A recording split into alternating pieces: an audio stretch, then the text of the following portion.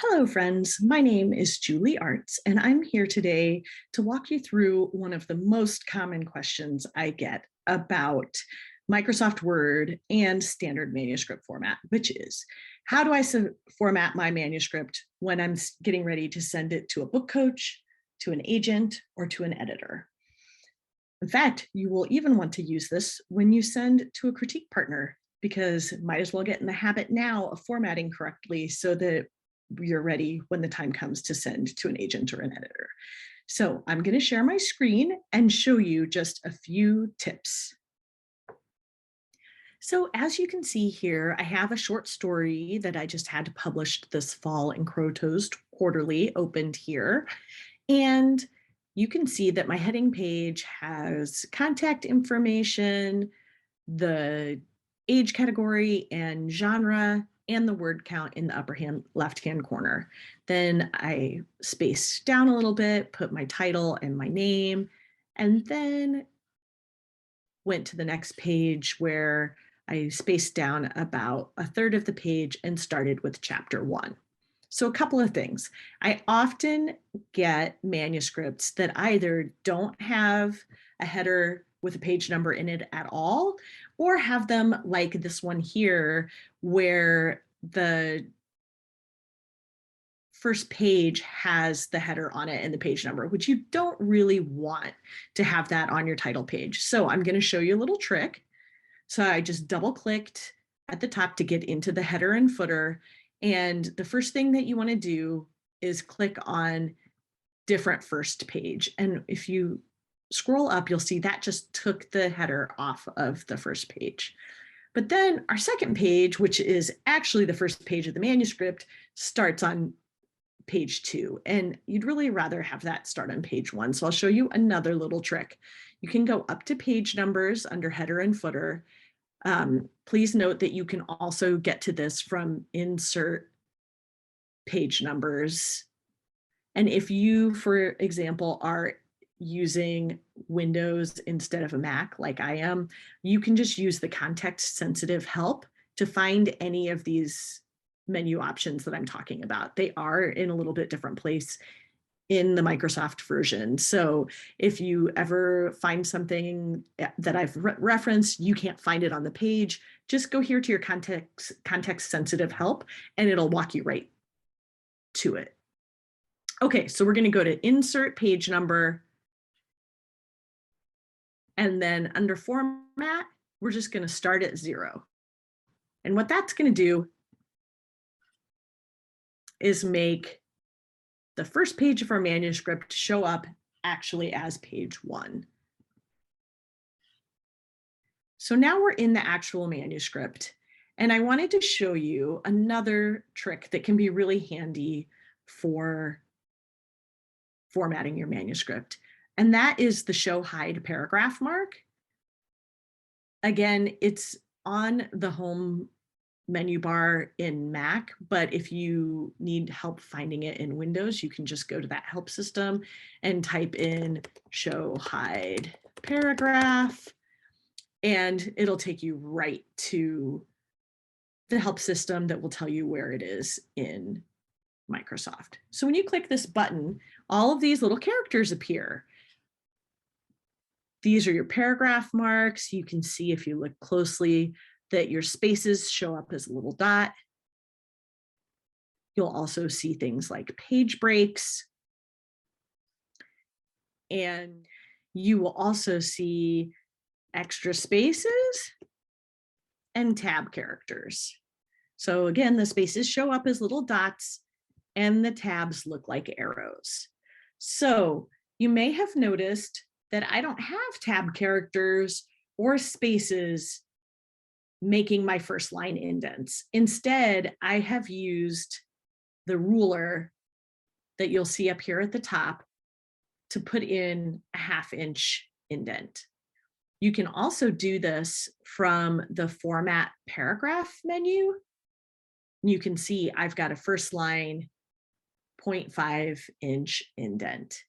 You want to do this instead of tabs or spaces just for consistency, to make sure that the manuscript transfers well, for example, between Mac and a PC, or for copying and pasting parts of it into a query that you might send by email, for example. So using this instead of tabs and spaces will just help keep that consistent and avoid formatting errors when you move between different formats and different computer systems.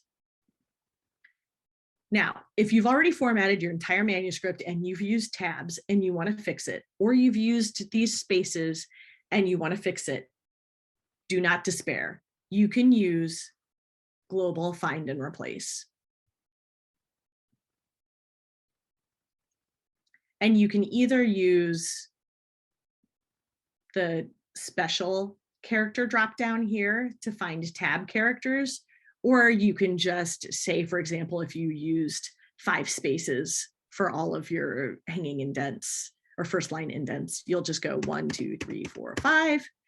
And in your replace, you will just have 0 spaces, and you'll click replace all. And all that's going to do is replace the extra spaces with no spaces. Same thing with the tab character. If we want to pull all those tabs out, we're going to go to replace. We're going to replace it with nothing, and it's just going to pull all those out for us. So if you do that, you're going to have a lot of left aligned paragraphs, and you don't want that either. So all you're going to do is go into your manuscript, select all the text, and then again, you're just going to use either the ruler or the format paragraph to put that 1/2 inch first line indent in. And if you are outside the US and you're in centimeters, this will just be in centimeters instead of inches, and you'll just do whatever you want. As long as you're consistent, it doesn't really matter if you've got a 1/2 inch indent, a 1 centimeter indent, a 2 centimeter indent, a 0.25 inch indent. As long as you're consistent throughout the manuscript, that's what's most important. You'll also notice that everything here is double spaced. And I have not done that with using the return key. I've used the line spacing option and chosen double space. Do not try to get extra words to an agent editor or book coach by putting 1.5 or 1.15 in there. And do not take a single space document and make it double spaced by hitting return at the end of every line, because then when you start adding things in, you're going to have a real mess of things jumping to the next line and all of those sorts of things that are going to create a lot of problems for you to go back and fix. The other thing I wanted to show you is you'll see that I have some verse in this short story, as I often do because I love poetry. And this was splitting across 2 pages. So I went ahead and added a page break in here just so that all the verse is together in one stanza. And you can use the page break function to give yourself a nice line break like that. And you're also going to want to use it at the end of your chapters instead of hitting return, because if you end up going back during editing and adding stuff to your first chapter, you might end up with a blank page if you add enough that this pushes down to the next page. So you can just take all those return characters out, and you insert a page break just by hitting Command Return or going to Insert Break, Page Break. And again, the keystrokes are slightly different in Windows. I'm using Mac, but you can use that context sensitive help menu if you need help finding where they are in Microsoft. Okay, so the last thing I want to show you is that when you get to the end of the manuscript, you either want to type the end, the sweetest words that a writer has ever typed, or you can use 3 asterisks just to say this is the end of the manuscript. There's not another epilogue. There's not a final note. If you end on a cliffhanger, especially, you might have an agent or an editor trying to flip to the next page to find out what happens next. So you can just tell them, hey, there is no more, by using 3 asterisks at the end. So that's all you need to know to format your manuscript in standard manuscript format in Microsoft Word. I hope this helped.